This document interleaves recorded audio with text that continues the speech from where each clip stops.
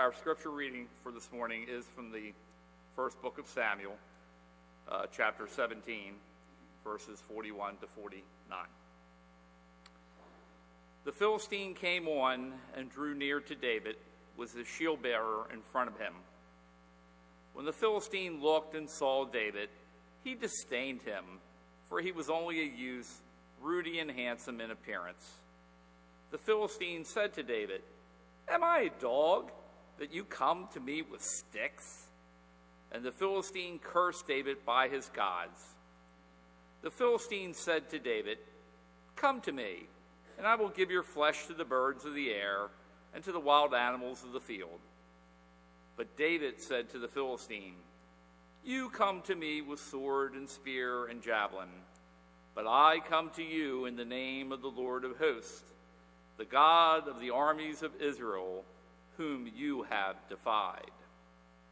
This very day the Lord will deliver you into my hand, and I will strike you down and cut off your head, and I will give the dead bodies of the Philistine army this very day to the birds of the air and to the wild animals of the earth, so that all the earth may know that there is a God in Israel, and that all this assembly may know that the Lord does not save by sword and spear, for the battle is the Lord's, and he will give you into our hand."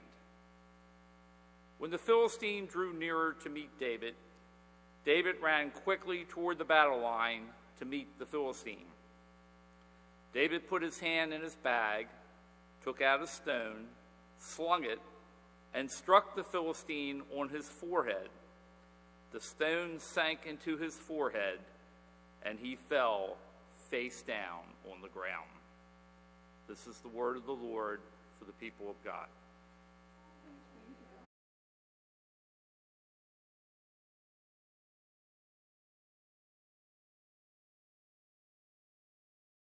But just to give it to some perspective, Goliath stood 9 feet, 6 inches tall.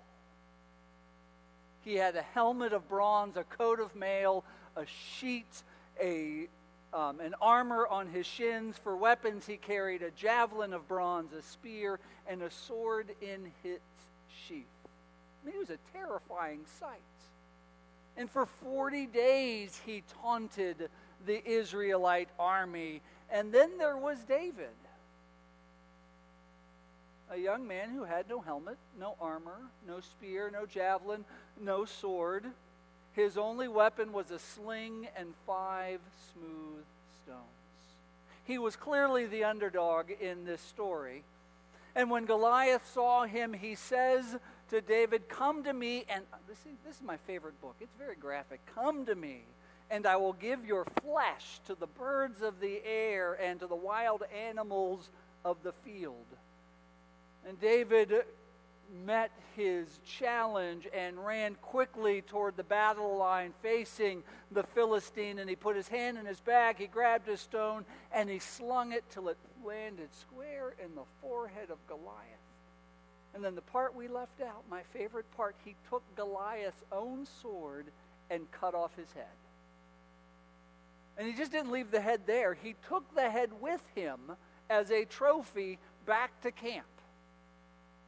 Someone should make this a movie. I'll tell you. It's got everything. I mean, score 1 for the underdog.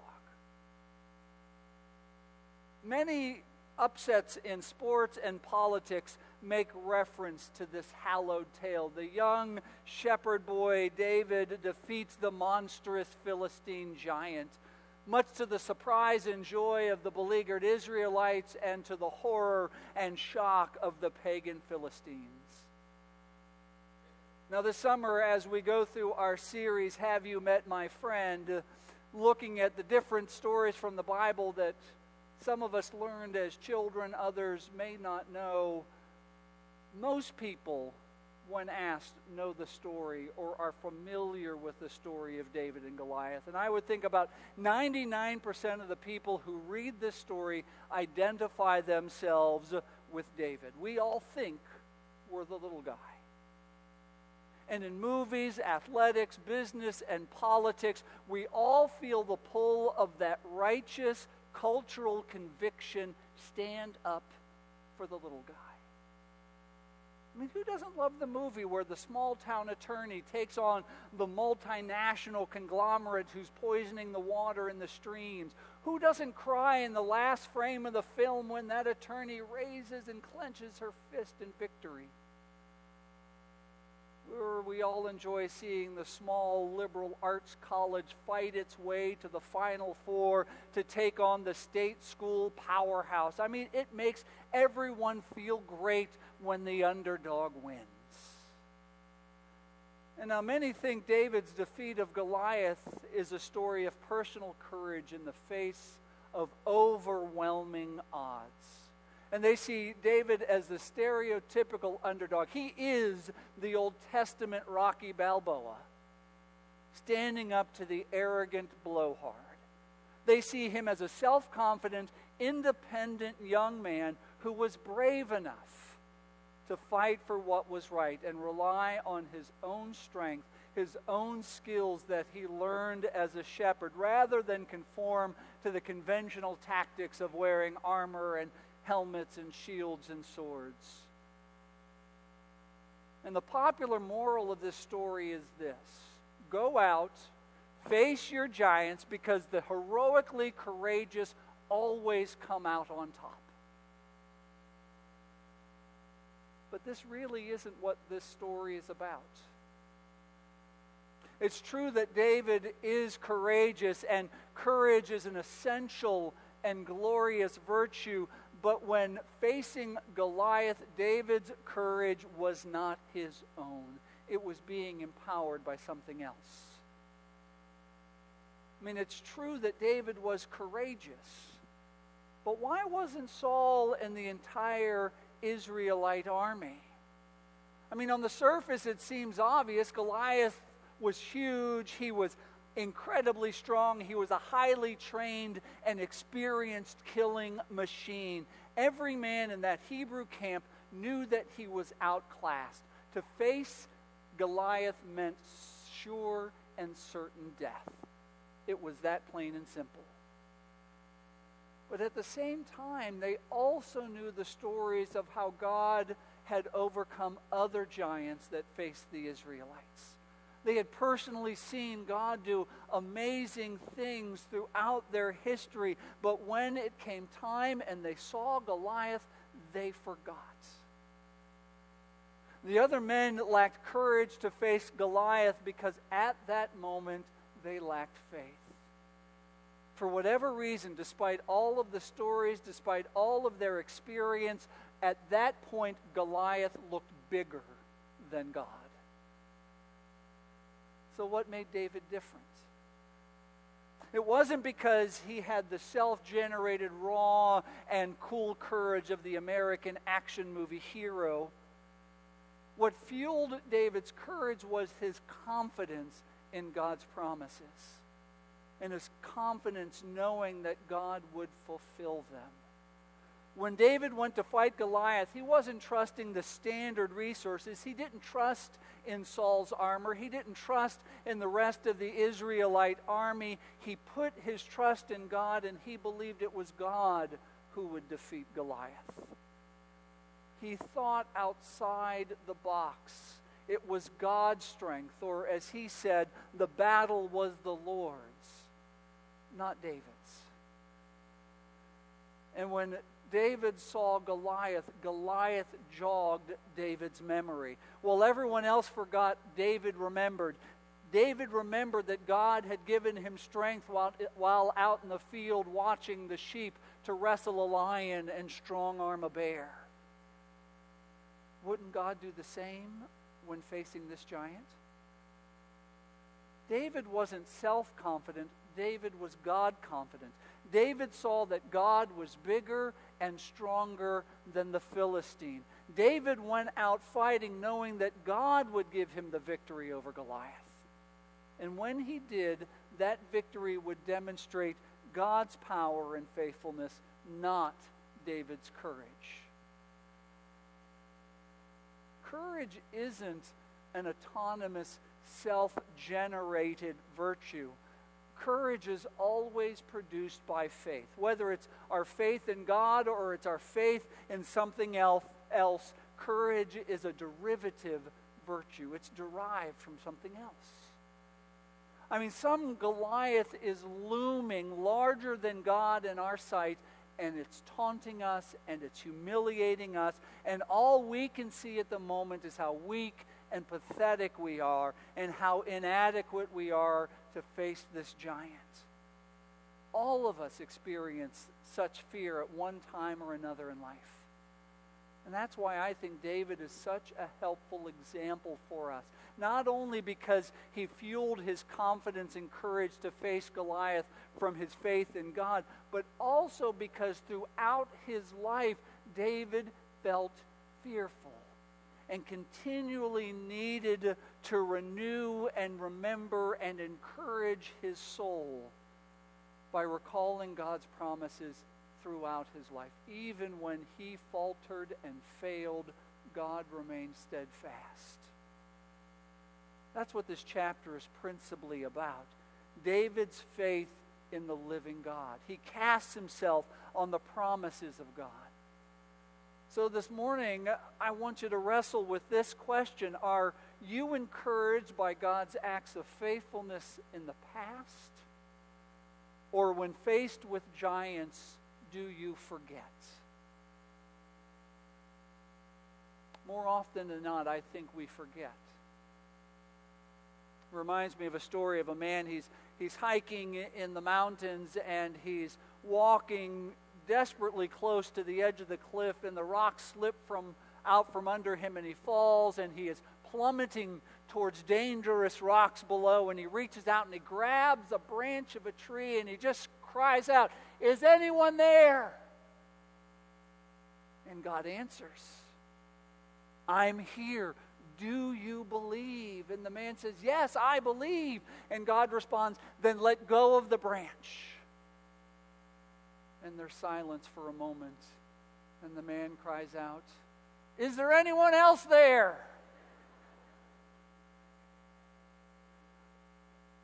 All right, you might get it later. When given the opportunity to either place our trust in God or place our trust in anything else, usually we choose the anything else. You see, we want our movies to be about David, but we spend our lives trying desperately to be like Goliath. We think it's quaint and clever that David had his sling and his 5 smooth stones, but we spend our energy stockpiling swords and javelins and spears. We admire the fact that David refused to wear Saul's armor and gadgetry.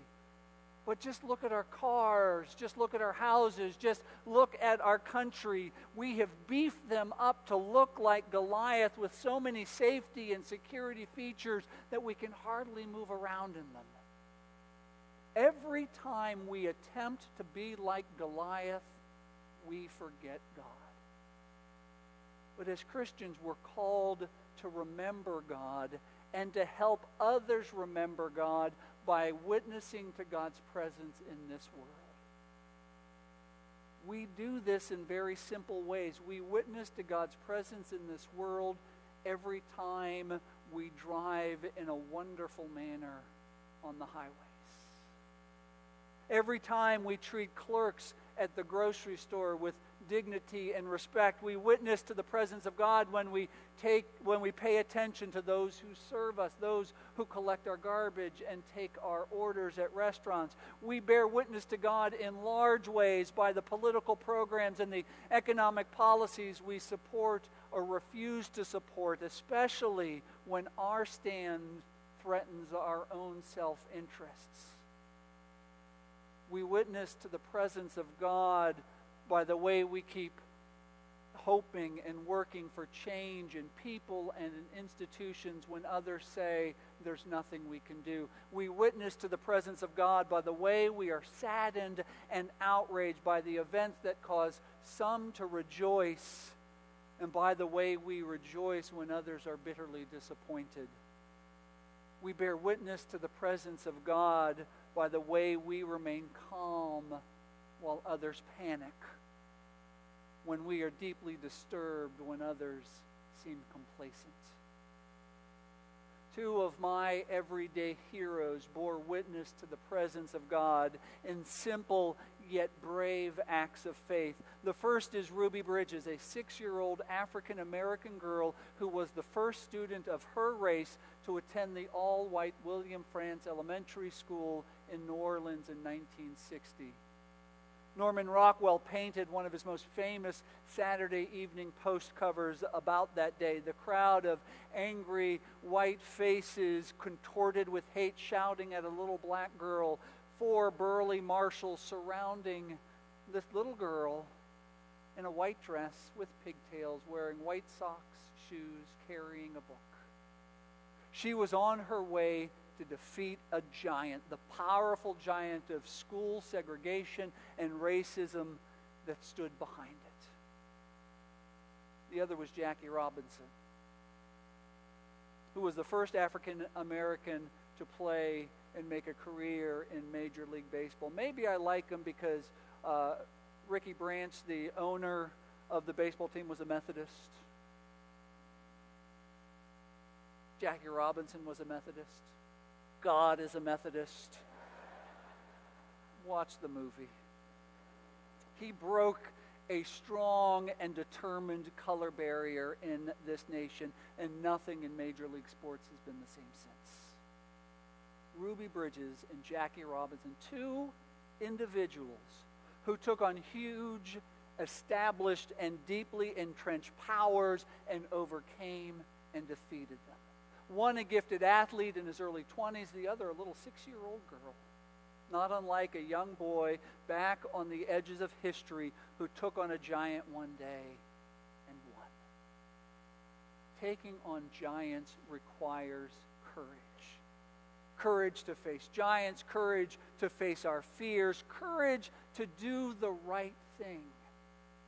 And courage comes from faith. Not faith in ourselves, but faith in the promises of God. Let us pray.